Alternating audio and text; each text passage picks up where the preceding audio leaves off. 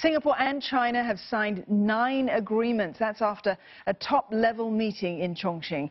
Deputy Prime Minister Heng and Chinese Vice Premier Zheng exchanged views on the excellent state of ties.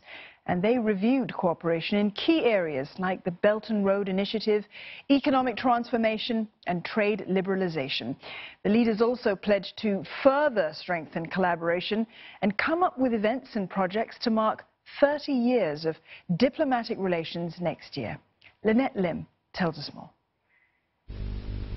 Collaboration between Singapore and China must progress with the times as both countries embark on a new phase of development, said Singapore Deputy Prime Minister Heng.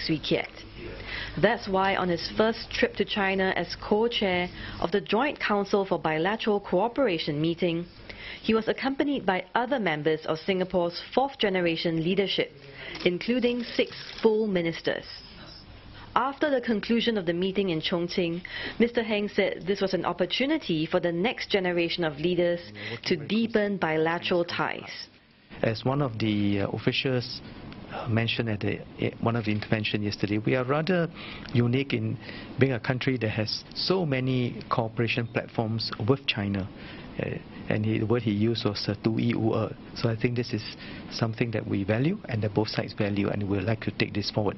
Mr. Heng also highlighted common challenges facing Singapore and China, including environmental protection, food security and an aging population. The JCBC's comprehensive agenda reflects our forward-looking cooperation. This year, we have a new sub-agenda item on smart cities cooperation that will see the establishment of a smart city initiative for Shenzhen in the Guangdong, Hong Kong, Macau, Greater Bay Area. We also have a new sub-agenda item on capital market cooperation. Meanwhile, the Chinese co-chair Vice Premier Zheng said the 15th JCBC meeting is important as it builds on warm bilateral ties. Referring to remarks made by President Xi Jinping to mark the 70th anniversary of the founding of the People's Republic of China, Mr. Han thanked friendly nations like Singapore for supporting China over the years.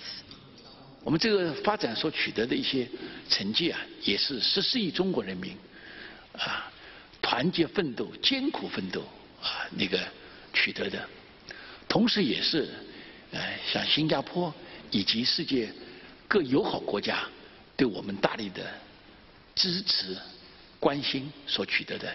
The co-chairs also reaffirmed the commitment to free and open trade and announced the start of the China-Singapore Free Trade Agreement Upgrade Protocol.